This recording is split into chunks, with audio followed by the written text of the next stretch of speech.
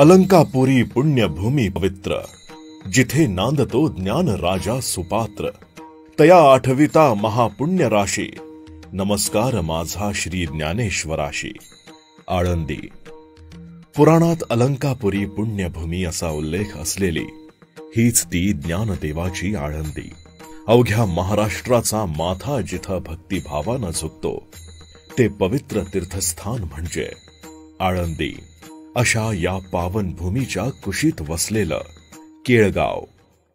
याच गावात ज्यानं घामाचं शिंपण घालून शेती पिकवली, वयाच्या 11व्या वर्षी भल्या पहाटे दारोदारी जाऊन दूध विकलं, जीपमधून प्रवासी वाहतूक करत मिळणाऱ्या कमाईतून घराला हातभार लावला, गावोगावच्या बाजारात भाजीपाला विकला, हॉटेल चालवलं आणि ज्याचं एका कंपनीत काम करता करता मोठ्या जिद्दीनं स्वतःची इंडस्ट्री उभी करून ती 7 समुद्रापार पोहोचवली, ते संघर्षातून यशस्वी झेप घेणारे ध्येय वेडे व्यक्तिमत्व म्हणजे प्रसिद्ध उद्योजक माननीय श्री सुधीर भाऊ विठ्ठल मुंगसे.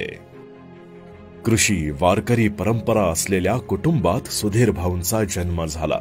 वडील विठ्ठलराव मुंगसे नावाजलेले पैलवान, अॅम्युनिशन फॅक्टरीत कामाला, शिवाय ते पंढरीचे वारकरी. परिस्थिती अत्यंत हालाखीची.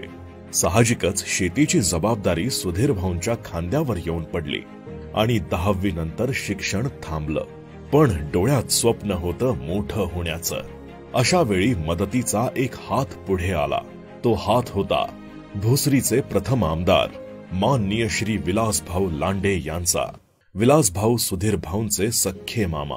त्यांनी सुधीर भाऊंना व्यवसायाचा मार्ग दाखवला, स्वतःच्या हॉटेलची जबाबदारी सोपवली आणि इथूनच सुरू झाला ध्येयपूर्तीचा संघर्षमय प्रवास. सुधीर भाऊंनी 10 वर्ष हॉटेल सांभाळलं.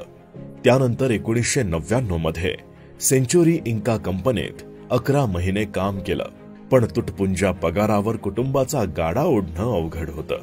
अखेर धाडस केलं. भाऊंनी नोकरीला रामराम ठोकला आणि आईचे दागिने गहाण ठेवून आपले दाजी शिवाजीराव आखाडे यांच्याबरोबर कुदळवाडीत स्वतःचा व्यवसाय सुरू केला. दिवस रात्र एक करून मोठ्या कष्टानं तो वाढवला. एक पाऊल स्वप्नपूर्तीच्या दिशेनं पडत असतानाच मामांची मुलगी अर्धांगिनी बनून त्यांच्या आयुष्यात आली आणि सारं आयुष्य बदलून गेलं. शीट मेटलमध्ये उत्कृष्ट कामाचं पहिलं अवॉर्ड रतनजी टाटा यांच्या हस्ते मिळालं आणि कामाला दुप्पट वेग आला. सासरे विलासभाऊ लांडे आणि देशाचे नेते आदरणीय शरदचंद्र पवार साहेब यांचं भक्कम पाठबळ मिळत गेलं आणि बघता बघता सुधीर भाऊ व त्यांच्या सहकाऱ्यांनी भाड्याच्या 2 गुंठे जागेत सुरू केलेल्या व्यवसायाचे रूपांतर एका कंपनीत झालं. व्यवसाय 7 समुद्रापार पोहोचला. अमेरिका, इटली, दुबई या देशात कंपनीनं आपल्या कार्यकर्तृत्वाचा झेंडा भक्कमपणे रोवलाय. एवढंच नाही तर सुधीर भाऊंनी स्वतःची पॅकेजिंग इंडस्ट्री देखील उभी केली आहे. हे सारं करत असतानाच त्यांनी MBAचं शिक्षण पूर्ण केलं. आता ते PhD करतायत. एवढंच नाही तर व्यायामाची आणि कुस्तीची आवड जोपासताना गावोगावी सायकलवर जाऊन त्यांनी कुस्तीची मैदानं गाजवली.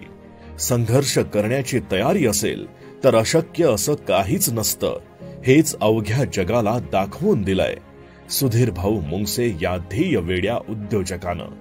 खूप कमावल्यानंतर माणसं सामाजिक जबाबदारी विसरतात, पण सुधीर भाऊंनी आपल्या मातीशी असलेली नाळ कधी तुटू दिली नाही.